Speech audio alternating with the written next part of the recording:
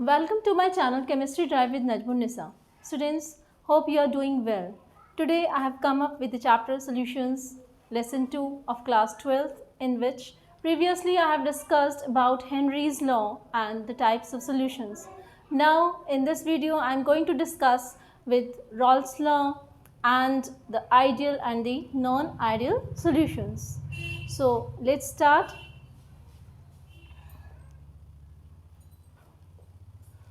Now, before discussing Raoult's law, I would like to discuss what is vapor pressure. The pressure exerted by the vapors of the liquid, and when both they are at the equilibrium position, that is the vapor pressure. So, vapor pressure increases with the increase in temperature. So, we can say that the atmospheric pressure, you can say it is exerted in the molecules, and suppose this is the example of the pure solvent we have taken. Now, if we add some solute to it, you can see that the atmospheric pressure, the molecules that are vaporizing, they are decreasing. What is Raoult's law? Raoult's law states that the partial vapor pressure in a solution, it is equal to the vapor pressure of the pure solvent multiplied by its mole fraction. Mathematically, if we look at the Raoult's law, what is Raoult's law actually? If we take, this is the vapor pressure of the solution, okay, and this is the mole fraction of the solvent, and this is the vapor pressure of the pure solvents. So, according to Raoult's law, vapor pressure of the solution, it is equal to the mole fraction of the solvent. Suppose we have taken it as A and multiplied by the vapor pressure of the pure solvent P naught A. Now, applications. Suppose we contain 100 ml of water and we are dissolving in it 100 ml of ethylene glycol. Now, if we look at the vapor pressure of the pure solvent, it's okay, it's good. Now, if the vapor pressure of the pure water is suppose 500 mm of mercury, and we would like to calculate the total vapor pressure of water as well as ethylene glycol, then it is a direct application of Raoult's law, that we have to calculate the vapor pressure of the solution as a whole, because we are forming the solution by mixing water and ethylene glycol. Its limitations, it is applicable only to dilute solutions. Raoult's law, it is not suitable for the concentrated solutions.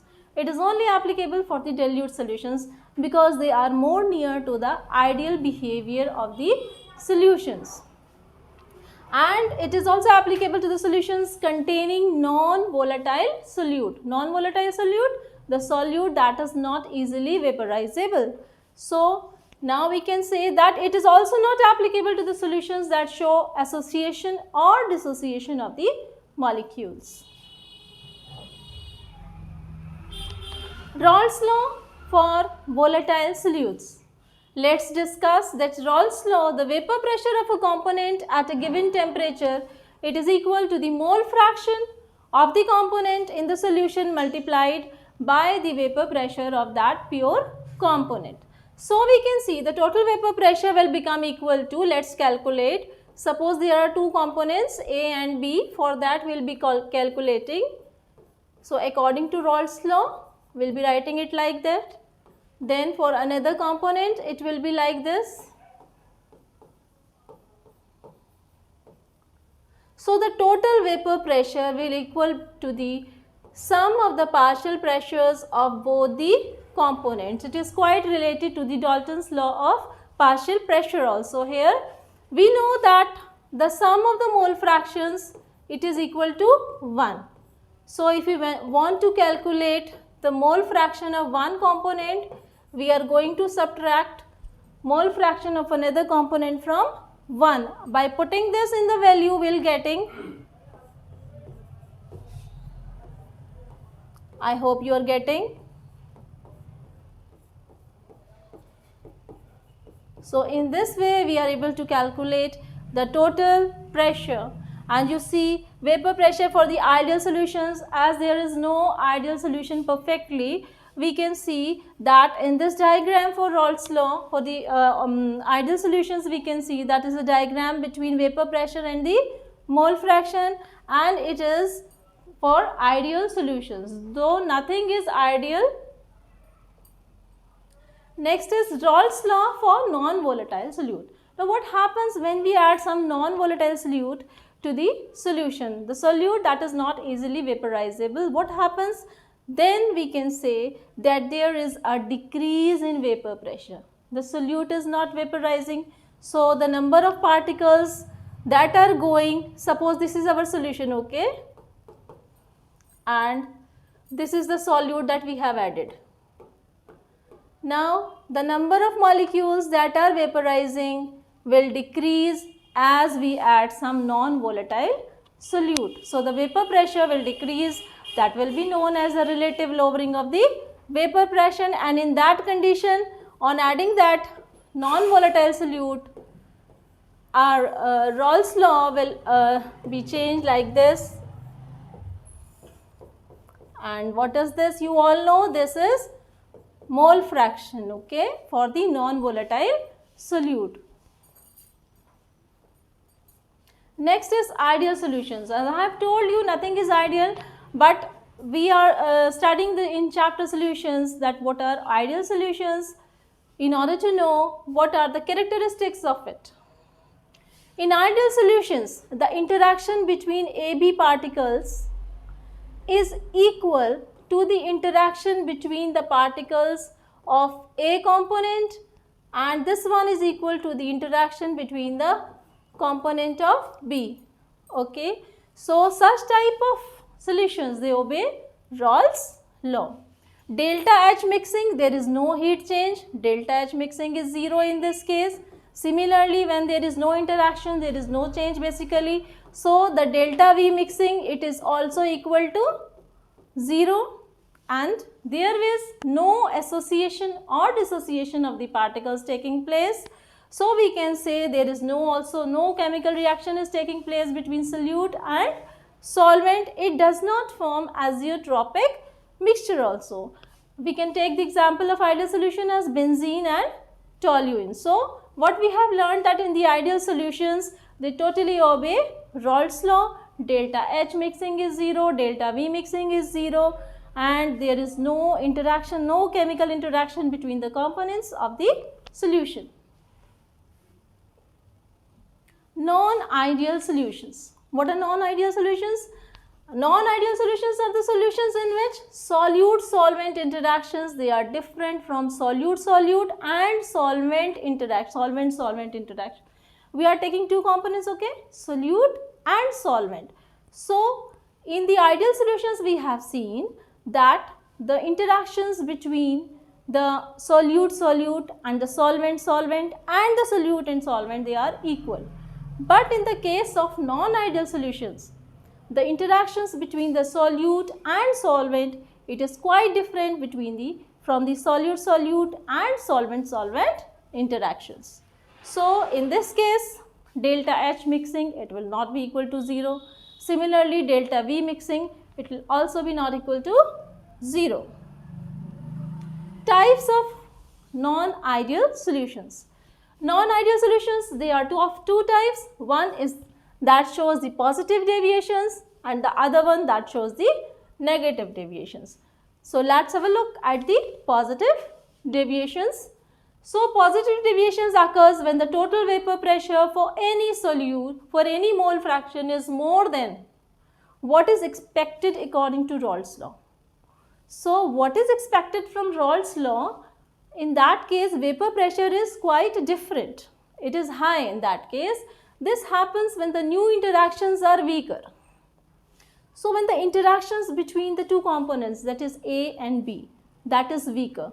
In that case, the interaction is weak, okay, it means the bonding is weak. So more and more molecules will try to go in the vapor phase, that is the volatile phase. So we can say in this case that they will show positive deviations. So when the interaction between AB is quite less as compared to their interatomic interactions, that is between AA and BB, so we can say that such type of solutions, they are showing positive deviations. It forms minimum boiling azeotrophs For example, if you take the example of cyclohexane and ethanol. In the case of ethanol, you know, it has intermolecular hydrogen bonding. We can see it. This is one molecule of ethanol and it has intermolecular hydrogen bonding. This is hydrogen bonding, okay?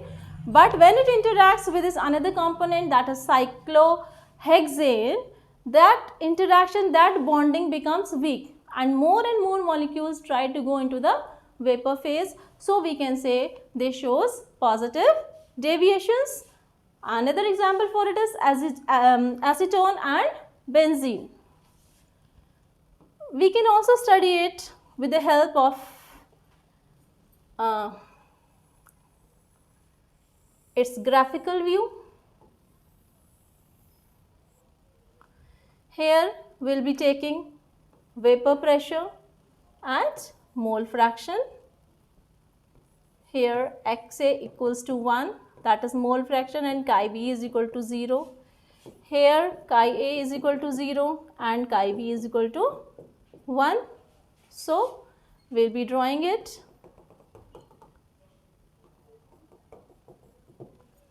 We are joining it. This is the vapor pressure of the pure component A and this is the vapor pressure of the pure component B. Since it is showing positive deviations, so vapor pressure is going to be high. So graph will be like this. I hope the positive deviation is quite clear to you.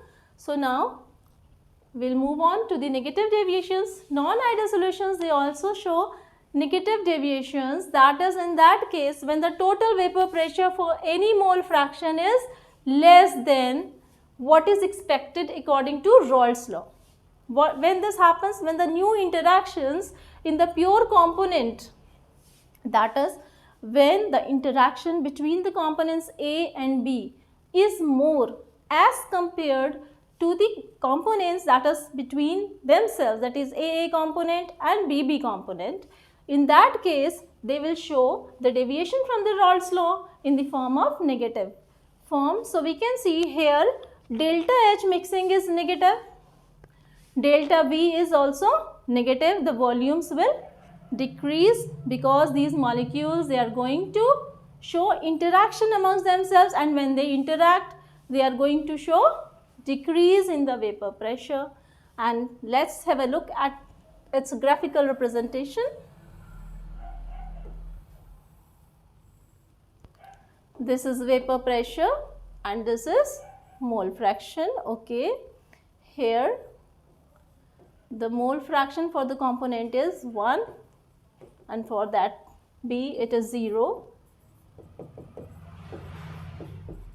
Here the conditions are reversed.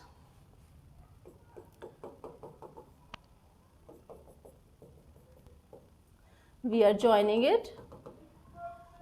This is the vapor pressure of the pure component A and this is the vapor pressure of the pure component B. And when we want to show, since it is negative deviation, the graph will points a little down and this represents the total vapor pressure of both the components A and B. The example of it, we can take it as acetone and aniline. So students, I hope it's clear what is positive deviation and negative deviation. You can differentiate them very well, and just you can do draw a line and just try to do the difference between the positive and negative deviations on your own, and don't forget to include the graph also. I hope you liked my video. Please don't forget to like, subscribe and comment on my channel.